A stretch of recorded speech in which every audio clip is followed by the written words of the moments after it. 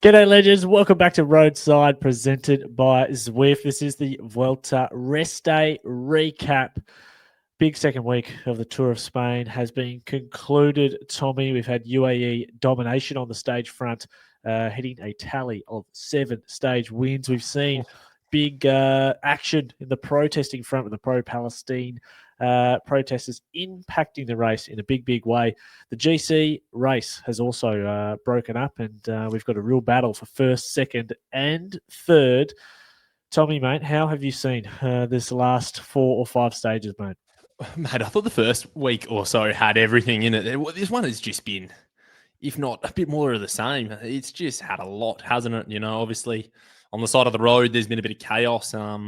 We've seen sort of the reaction from Israel themselves coming out with the unbranded kit. And then we've just seen the action on the road, haven't we? You know, we had the Angliru stage followed by another summit finish. The Prince of Perth, Hindley. Oh, my podium prediction is looking very good at the moment, mate. Yes, it's looking okay if he does get it for third. Bit of local news as well, Tommy. The Mighty Magpies knocked off the Crows with ease in Adelaide for you footy fans. So I'm very happy with that. And poor old Tommy is still licking his wounds. The Fremantle scarf that's been on the stream for the last 2 weeks is now disappeared. You must be battling there too, mate. Oh, mate, Saturday night. I was there with a few friends who immediately just, put me on top of the watch list, right at the top, along with around 59 other thousand people. And, I just wanted to melt into my, Bay 534, row 35. We're in the skies. And I just wanted to melt in my chair all the way to the ground. Immensely proud of the club, so... Oh, it's just so dockery. It just felt so dockery. And, to put it there, they're out of finals. Benny, he's out of the Vuelta. My hopes, mate, and my financial investments ride solely on the shoulders of Jai Hindley. But that's looking pretty safe, isn't it? Sounds like you need a beef Wellington with a mushroom in it. It's been interesting, hasn't it? And also, the Tour of Britain has been on whilst all of this is happening. And our man Brady Gilmore has been absolutely frothing at the mouth in there. And as we've seen Remco brake checking, we've got all of that stuff. We're getting back to our fortnightly news show after the Vuelta. We can really discuss all the that's happening, and a transfer pod that we will do once they've all wrapped up, because there's still many transfers to go under the water. But thanks to the diehards as well who tuned into our live on Friday night for Stage 13, the Angliru special. That was awesome. Very exciting stage, and just starting it, Tommy, from the base of the climb as well. We just hit go, hit stream, and we had lots of people on getting amongst it for that Angliru special, which was bloody awesome. Yeah, it was. And that was a good stage, wasn't it? There were just bodies on the side of the road, and we had, the crowds, they were absolutely electric. And the comment section as well. Yeah, weren't they? They'd driven over the border into Astoria, hey? They made the journey, hadn't they? They left disappointed, though. Well, not really, because quite get over the Great Dane stage. He won the stage. What are you talking about? He doesn't care about the stage. He doesn't care about the stage. He cares about red, but he's not going to be able to upset the Great Dane that is Jonas Vingegaard. Well, let's wait and see. Let's get stuck into this episode. This is Roadside, presented by Zwift. So the current jersey wearers, as of stage 15, we've got Jonas Vingegaard still remains in that red jersey. Pellizzari takes the youth jersey at the moment. Mads with the points, and the polka dot is in the Vine's hands. None of those jerseys really have changed. Yeah, the youth jersey. Youth jersey? Who calls it a youth jersey? Well, what's it called? Young Riders jersey. Where's youth? Well, it calls it youth. Like the points, like the poker, like the sprint. It all means fucking nothing, because those jerseys are pathetic and, not worth a lot. But doesn't matter. Pellizzari, by the way, the youth jersey or Young Riders is really the only one that's up for grabs. But we'll talk about that in a moment. The Vuelta in the second week has been a mixed bag, and it has been, safe to say, drama-filled. We've had the mid-race story of Ayuso and UAE, the breaking up of their contract and their relationship, and that was easily, overshadowed as well by the wild protesting scenes and demonstrations we got pretty much throughout this entire race and really have heated up in the second week. We've seen Israel Premier Tech take off Israel from their jersey, not to real any effect. And whilst this is all happening, Tom, we've had the GC battle just unfold in front of us with the Angleroo setting up a really good arm wrestle between Almeida and Vingegaard. And now also this battle for third between Pidcock, Goal, and of our man, the Prince of Perth, Jai Hindley. Yeah, the racing's been good, hasn't it? Do you think just on a side note, do you reckon the press department out of UAE are kind of going, oh, we've gotten away with one here? Otherwise, that absolute shitstorm of Ayuso was not in a teacup at all, was it? Definitely. Yeah. There's always a bigger fish in the media cycle if you can play it correctly. And I think they're just lucky. Yeah, obviously, there's a much glaringly large issue that's overshadowed the fact that what is possibly one of the best GC riders on the market has said, mid-race has thrown words at his own managers, called them dictators. So, the dinner table and the breakfast table would just be so tense.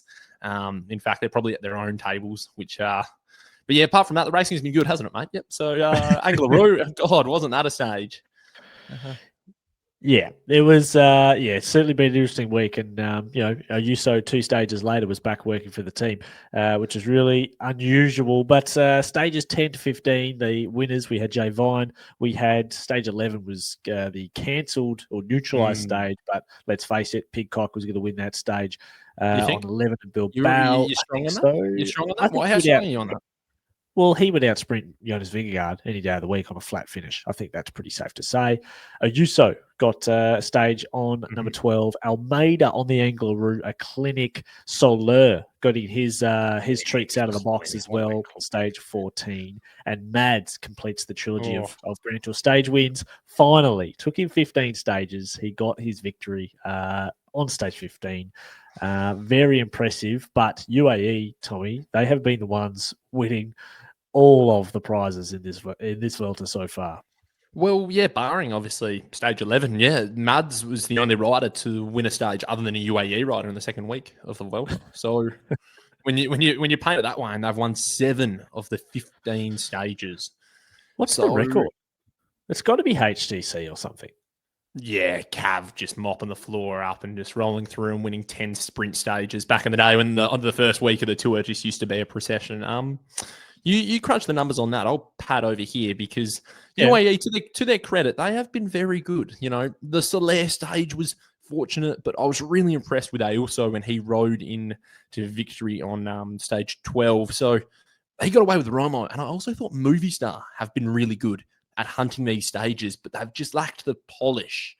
That pressure cooker of when you don't have a stage, you kind of you overexert yourself a little bit more. And we saw that in that instance where Romo rode Ayuso practically to the line, despite having his own numbers and teammates behind him. And Ayuso basically just said, sorry, mate, we might be on the same team next year, but right now, if I win another stage, I get a very big bonus. So, and that is what I'm here for. So, you're right with Movistar. They actually have quite a nice team of youngsters as well that are coming through. I'm just getting up the start list so I can read them out. But of course, Romo has been Romo. Romo he's a good-looking man, isn't he? The great man we saw at the tour down under. Also part of that crash as well. I believe that was him who hit the deck where we saw a protester who sort of tried to ambush Peloton. Yeah. And he looked over his shoulder. He should know better to look over his shoulder, though. He's looked over his shoulder and the Trek riders moved across his wheel. So you kind of look at him, mate, you can't blame him. The Viet Cong style protester come out of the bloody bushes like a gorilla. That was crazy. But the point is that Movistar do have some young guns on their team. They'll need to make sure they sign up to a nice contract with the Movistar phone deal. Mate, there is not enough Movi. There is not enough telecommunication plans in the world that I think they convince Ayuso to go to Movistar, mate, and become the next Enric Mas. The next Nairo. Now, to finish off our review of the last 5 stages, or the GC top 5 as it stands, the top 5 in question. the Jonas Lord Vingegaard has himself a at the top. 48-second lead over Almeida. Tom Pidcock is 2:38, so about a minute 50 back from Almeida in third place. Jai Hindley, 3 minutes 10 back. Felix Gall, 3 minutes 30 back. That is the top five. That is the real battle in the GC as it stands. And, it really opened up. We thought it might be Pidcock was looking pretty solid in third, but we saw him on the Angleroo just have a little bit of a wobble, but he did fight back. He straightened out, and it did allow Jai and Felix Gall to really show that they're here to play. And Jai Hindley attacked 2 stages ago as well to try and get more time. But interestingly, in the same stage at the Angleroo, where Tom Pidcock had his wobble and did drop from Hindley and Gall, he also said after the stage, Pidcock, that was his best ever power numbers for that duration. So he is in good shape. That wasn't him faltering. That was him doing his best numbers over those long 40-minute plus durations. So he is still in shape, but he's going to be tested. Yeah, he certainly will. And he's not just going to be tested. Even on Saturday, we saw Felix Gall take a little bit of time out following Hindley on Pidcock himself as well. So those two are experienced Grand Tour riders, Gall was 5th at the Tour. He's been up there before, sort of sniffing around the top 10.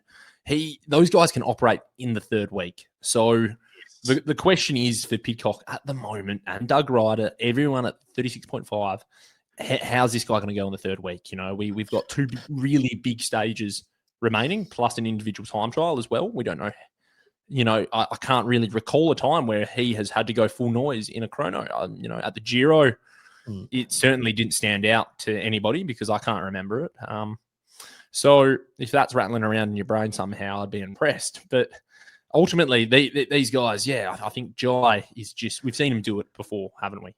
Just he's putting pressure on late in the second, deep into the third. He finds his moment, he's patient, and then he pounces. And I think that'll be the case. Yeah, the story is 2 3-week specialists coming after Pidcock, who is an unknown and perhaps riding the best Grand Tour he's done just yet. The time trial is going to be interesting between these 3, and it may play a huge factor in where they sit at the end of this race. But let's discuss that a little bit more on the other side of this. Sunday was raining here in WA for us, so I got on the trainer, Tommy. I got on the trainer on the Zwift Ride to do an 100-kilometre Zwift Ride, and this is the beauty of Zwift. This is why I love it, is because Zwift gets you motivated from every angle possible. Okay, I was looking through the events that were on Sunday when I woke up that morning to see, which event should I do? Do I want to do a race? Is there maybe a longer race? Is there an endurance ride? Is there something? And I was scrolling through, and I didn't really see anything I liked until I saw that there was a 100K endurance ride scheduled for 12:012, and in there it actually tells you if your friends who you follow on Zwift are in the event. And I saw the little highlighted one was in that event, so I clicked to see who it was. It was my great mate and a keen listener, Jay-Z. And I thought, good man, Jay-Z. Yeah, if Jay-Z's doing this one, I'm going to do it too. So I hopped in, and we did the 100Ks in about 2 hours 45. So that's the beauty. You've averaged 37.6. Oh yeah, it's like a zone 2. You're locked in zone 2 pretty much the whole time. 170 watts, 166. Thanks. No, rounding up, mate. Normalized 175, 1,500 kilojoules in the bank. But this is the beauty of it. I only did that event because my friend was in there and we could chat and just hang out and just ride together. And that's one of the many great things about the community of Zwift. It gets you motivated. Your mate's riding. Okay, I'll jump on. Brilliant. Yeah, love it for that. That's an element that I'm yet to discuss and yet to sort of dive into on my own journey. To be honest, quite frankly, mate, I've been using it for some intervals, and I've got to figure out how to pair it with the Strava first before I even start talking to other people on it. So I've got it set up, and I'm using it at least twice a week, and it's bloody good. I'm starting to notice it already. So yeah, it makes beautiful. It certainly does. Certainly does. We love Zwift. Make sure you give it a try if you haven't. Of course, you can go to the website and get the free trial. We're going to get into the big talking points of this year's Vuelta in the second week, right after this. The major talking points so far, as of the end of the second week of the Vuelta, can't go away from it. It is the pro-Palestine protesting that has had a huge impact on the race. We've had riders being directly crashed out by protesters. We've had stages cancelled or neutralised with no first place awarded. We've had riders in fear riding out there trying to do their jobs. Jersey changes from Israel Premier Tech, and now the Madrid stage 21 of this race, is in serious doubt because, like the Bilbao stage that was cancelled, it finishes with a circuit, and that's just a nightmare scenario for if you've got protesters and this challenge that are there. Now, one thing that's really important, I think, after seeing all of this unfold so far with the challenges the Vuelta is facing with the protesters for the pro-Palestine movement, it's just highlighted how vulnerable professional cyclists are in these races. It's the only sport, or one of the very few sports, where athletes can be touched, can be, impacted by just bystanders. And there's no event out there, no event organizer that could stop this from happening. It just simply can't stop. A race from A to B, it's impossible to police 200 kilometers of terrain. And it just shows how unsafe it can be for these riders. There's nothing that can stop someone coming out, throwing a flag in their wheel, or just running alongside them and their handbag catching their bars, as we've seen before. So, yeah, it's been a really interesting race to follow. Yeah, it's been interesting for a lot of the wrong reasons, hasn't it? But also some of the right reasons, depending on, your protocol. So it's a fascinating one. But what you've highlighted is evident, and the access to the riders. It's such a beautiful part of our sport. We've seen Tour of Britain. You can go watch a bike race for free, get on the side of the roads. Yeah. At the Vuelta, any bike race, TDU, the accessibility is unrivaled. And I just hope it stays that way. And, the access to riders, it's spoken about by riders as well. The pros themselves at the Vuelta, they say it's so relaxed. Everybody, you can see people and have a chat pre and post stage. You're not getting grabbed by, some pedo getting pushes tourist who wants to, get a grab for some meaningless thing. So there's the element of just, everyone's chilled out. That's why I think a lot of riders do like the Vuelta. That's why I like the Vuelta. And yeah, I just hope that this level doesn't affect it. But it's that ongoing narrative, isn't it, Jed, of politics, sport, and the sort of the washout and the washing that exists. And it's a question that goes beyond here. And it's also a question that needs to really put to, the UCI as well as the IOC. And there needs to be a bit more of a clearer direction from above on how to handle these sort of situations for the independent race organisers in cycling. It's beyond them. Yes, you well said, and it must be stated that the IOC is the critical part here to make a decision or make a ruling, like we saw with the Russian Federation athletes that were eventually banned from the Olympics. That was passed down onto cycling and through the UCI, who then implemented the rules into their races. So it's really up to the IOC to make a stance here on this sort of stuff before we see anything of the UCI handing down to races or race organisers. We've seen internal pressure that's been reported by Escape and Equip throughout this week, where Israel Premier Tech have been pressured to leave the race by some teams in the peloton, not all, but some. And we've also heard that Sylvan Adams, the owner of the team, say that he will not remove the name Israel from the name Israel Premier Tech, which was rumoured. And now they're wearing a more neutral jersey now without Israel's logo and insignia on there. But geez, I tell you what, it does. I'm sure there's obviously match just taking away the whole sponsorship stuff that's going on with Israel Premier Tech. If you just took away Israel from the name, I reckon it would go a long way to just, I reckon that would make the biggest possible difference without them leaving the race. Yeah, it would make an indent, but there's still the presence of the owner. And you can look at some of the interviews that Adams has done in the past, and journalists have asked him about the political ideology that's attached to the team, and he will be quick to be, oh no, we're a neutral team, we're just a representation of this beautiful land and everything, and then the next question will be like, this is where we align. I'm a Zionist, and then That's right. So he's picking his toppings for his pizza, and you can't have that. And what about the riders? Imagine a rider signing for Israel Premier Tech now. Like, geez, you'd have to be a bold person to be signing. I mean, I know some riders might be scratching for any contract and they'll take it. It's not up to them. It could be a position of, I have a contract here with Israel, or I don't have anything. I've got to retire. And we both know who picks, what decision you'll make there. But riders like Binny and Gourmet, he's rumoured to be going.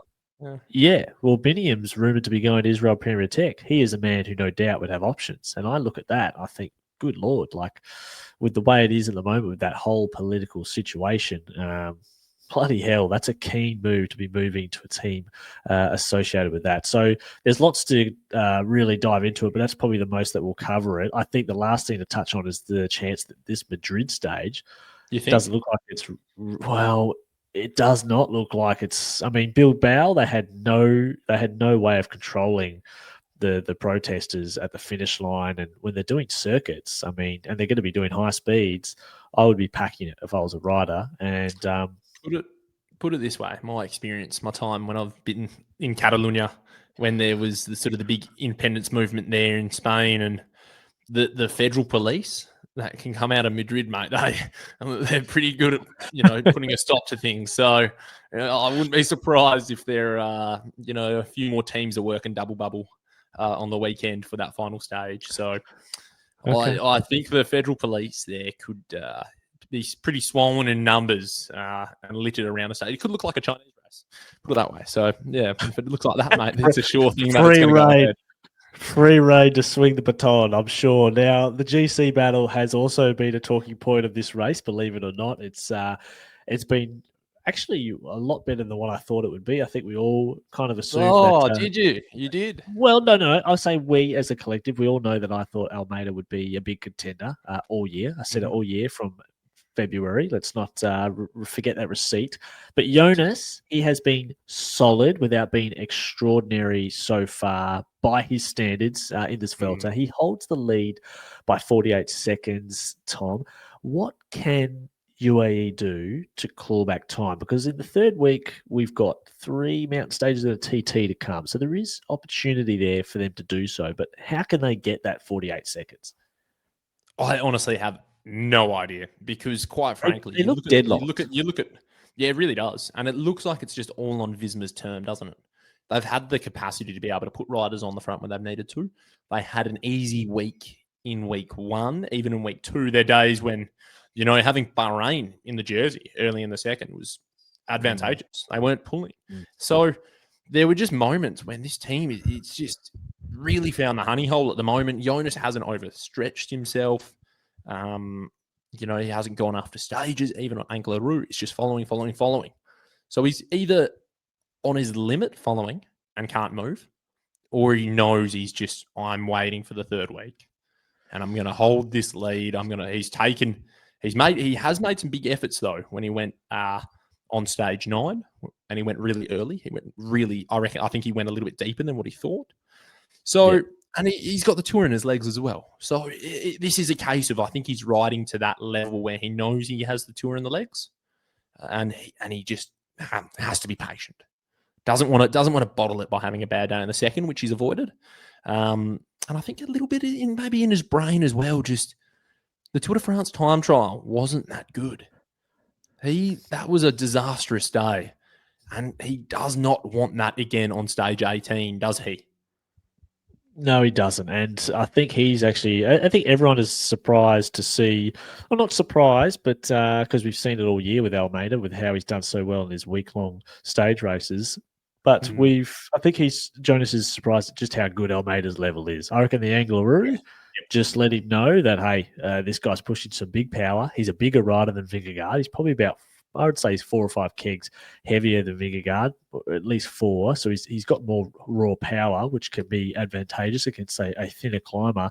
He's certainly got a bit of a wake-up call, I think, on Angleroo. And I reckon you're right. He's just trying to just defend his way, hold it, and just hope he can see a little chink in Almeida's armour, which is yet to come. And I think for UAE's perspective, Tom, if they want to win this, What do you Vuelta, think? they may be happy with second. Almeida may be happy with second. He's got 2 podiums and a 4th on Grand Tours so far. So I feel like when you're within 48 seconds going into the 3rd week, you want a chance at winning. And if he's given himself a chance, though. He's in with a chance to win this Grand Tour, which I think is what he would have taken at the start of the Grand Tour. Yes, that's right. Now, if they want to win this UAE, they have to have all of their riders commit into this 3rd week. They've got 7 stage wins. 7 stage wins. Enough of all the bullshit. You've all had your tasty little treats. Jay Vine, you've got your stupid jersey. You've got your 2 stage wins. Ayuso, you've been a little bitch and you've taken yourself out of the GC. You've got your stage wins. You're going to leave the team. It's all out there. Soler, he's got his stage win. All right, fellas. Now it's time to lock in and actually be a part of something that means something. Being a part of a winning Grand Tour team, beating one of the greatest, of our modern generation of Grand Tour riders in Jonas Vingegaard. I feel like that has a lot more weight to it than a couple of stage wins at the Vuelta and a polka dot jersey. So they all need to galvanise behind Almeida, who's shown he's got what it takes, and dig in, and that's what they need to do, I think, to give themselves any chance at winning against Jonas, who's obviously doing very well. It hasn't it just been like kids at a free-for-all candy bar or something like that. It's just I love it. No Tade, no boss. It's just a free-for-all. Ayuso's out the door. Almeida wants some help. He's begging for it. Soler, he goes, snag one as well. Vine. Well, you know what you're going to get with Vine on the team. Then, I think Giannetti goes, we'll take 2 stages from Vine and, a few pulls here and there. So, what a shambles. Do you know what I was thinking when the Ayuso stuff was breaking? I thought of it the next day. This is the top echelon of sport, and UAE is the best performing team. This is the top of the top. We're talking, €50 million budgets every year. High performance specialists, scientists, everyone, the dietitians, and they still get the team selections and contract stuff wrong. Like, it's obvious they've signed these fucking units at the start of the year and they just forget what they've agreed to people. They go, Soler, I won't sign. I'm not signing on unless I get leadership of the Vuelta and a chance to ride for myself. And they go, no worries, Soler, no worries. He's the first interview. And then they have 25 more. They get to Vine. Vine says the same thing. They've forgotten what Soler said. And then it comes to fucking September and they've forgotten everyone's promises. And everyone's trying to load up their plate at the selection table. It's like a buffet. You've got to feel for the true working boys in the team. Imagine being Mikkel Berg, the Dane. He's there just grubbing on the front. Domin Novak or Oliveira. He's in the Portuguese corner with Almeida. So obviously he's working for him, and it'd be handshake deals after the dinner table, wouldn't it? Mate, cash bonus for you. You help me tomorrow, and yep. It'd be some old school shootouts. So we've all had the Christmas dinner. It's time to do the dishes now. Seriously. But we spoke about this at the start of the year, didn't we? We said there's just this logjam at UAE. Managing this is just a deck of cards. So, I think while these guys are all getting handsomely paid, they're putting up with a lot of bull dust on the side. And in contrast to when you look at Visma and how they handle it over the years, and they had that really unique scenario at the Vuelta where Kuss won. And Roglic and Jonas just looked like a couple of sharks in the water, just being, why? What's going on here? We could eat this bloke up for, breakfast. And they didn't, to their credit. So that was really good management. And what we're seeing at the moment is the stupid ideology in cycling where they go, we'll let the road decide. How can you let the road decide with how professional the sport is these days? They know who's going well. They know who the boss is. And it just... What a sport. What a brilliant sport. They need Dave Brailsford in there. As much as Giannetti thinks he's the Spanish Dave Brailsford, he's got no control at all. Now, the battle for third, if we move away from Jonas and Almeida, the battle for third is really intriguing. We've got three riders who are, they couldn't be more different in a way. Hindley and Felix Goll are putting pressure on Tom Pidcock, who has shown some wobbles, but he's also steadied, and he's probably really impressed with how he's riding. So I think despite him losing a little bit of ground to Hindley and Goll, he's probably had more confidence in himself ever at these sorts of riding, on these sorts of stages. Now, Tom, you've been unsure on Jai at the moment, but you're pretty confident where he's going. No, I was bullish on him from the beginning. I had him on the podium, and you're trying to sell me down the river there, young man. Absolutely not. I was on him early. I had my ticket punched on the Hindley train. He's just done all the right things, hasn't he? He's waited until the hard stages. And even Felix as well. He go into Decathlon. They've impressed me, and particularly both the teams, like Decathlon and Red Bull. And even Red Bull, using Pellizzari, they've been smart, haven't they? They've been aggressive when the time has been right. They've let UAE do the bulk of the the aggressor throughout the day, and then they've come to the forefront. So I've really liked that. Bit of a shame though. Egan Bernal he's ridden out of the GC race, a few bad days. The Colombian just quite couldn't back up his GC ambitions of what he had at the Giro this year. But who do you think can put the most pressure on Pidcock? Who are you expecting to sort of ride through the ranks? I think Hindley is the one. Hindley's a better chance at than Goll at dethroning Pidcock for that third place. Yeah, and also Goll, the TT, he's probably one of the worst time trialists of all. If you stacked all the semi GC contenders together, Goll is probably not a semi. Say top outside GC contenders. Yeah, outside GC contenders. He is a terrible, terrible time trialist. He is just like a plastic bag in the wind. He's absolutely terrible. So Goll and Pidcock and Hindley are probably a little bit close together in the TT ability. So I like Hindley. He's got the Palmares to go with it, and I think he's really, really motivated to make this happen. And I tell you what, Pidcock, I'm not sure he can do it either, because I think Pidcock is looking at, if he gets a third, when you think about what this means for Pidcock, if he gets this podium for this Grand Tour, it probably gives him belief, okay, this training's working, and it'll probably send him to another level in the GC realm, if he can do it. Yeah, it certainly could. Yeah, it's a possibility. And it'd be an intriguing one to follow as well. And, don't forget, you lose when he gains, Pidcock, in the sense that we lose a rider who can entertain and, the one-day rider, and we do lose another rider from that pool. If we want to see him go after GC ambitions, which I think ultimately Doug Ryder's built a bit of a unit around him as well. He's also brought some big riders in, like Fred Wright, and so to speak, to try and back him up there. So we do lose him a little bit, where his focus will wane from the Ardennes to go to the Giro if they're not going to the Tour and then the Vuelta again. And on the whole sort of the GC thing as well, we can't write off Pellizzari as well, who's right up there. He's only 10 seconds behind Hindley, I believe, or maybe a touch more.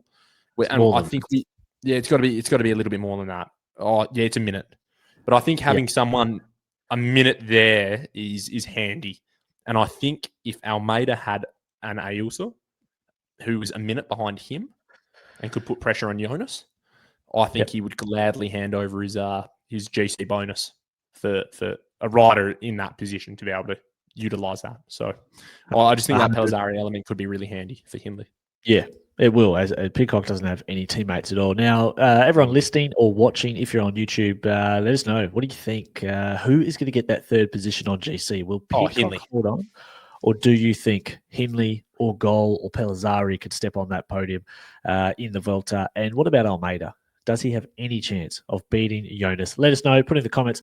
We want to know. Now, Leader Trek did a great job with Mads bouncing back. Really good to see him up and about.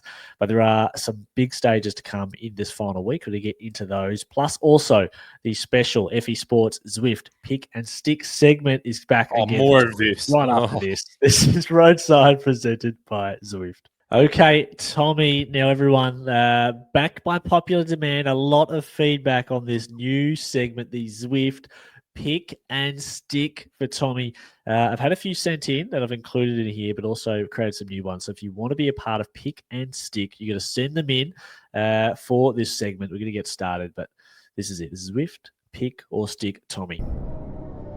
Right. First one, my man. How you feeling?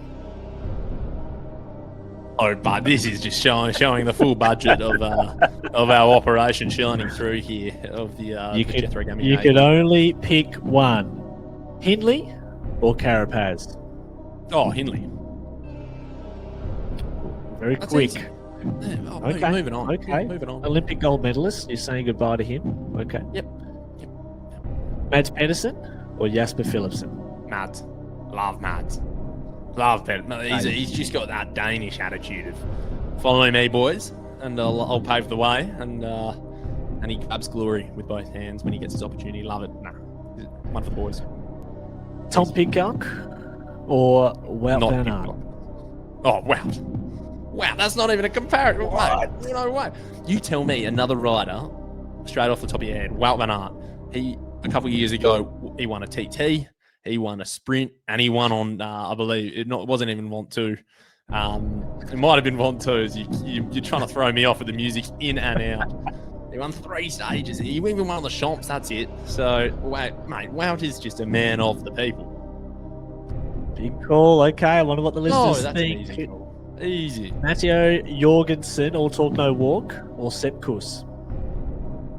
Kuss, because he has just been there, hasn't he? He's performed his role. Jorgensen has never. I think Jorgensen, is trying to become the next Sepp Kuss to be. But Kuss, he's walked the walk and he's done an amazing role for that team for a number of years. Okay. Final one, Tommy. A prime Brad Wiggins, no beers versus a prime Cadell Evans. Oh, that's a battle royale.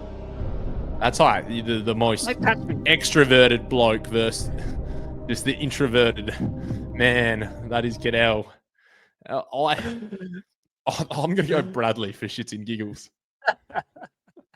And for you WA listeners out there could be a chance, a sniff that the great man does step into the mighty West at some point in the summer. The forecast. What have you heard? What have you heard?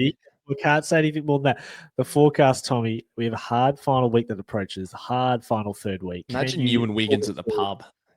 You'd have one pint with him and you'd be awash with a million questions. I'd have one pint. He'd probably have an empty glass, but perhaps a little vessel with powder in it. Now, what's on stage 16, 17, 18, Tommy?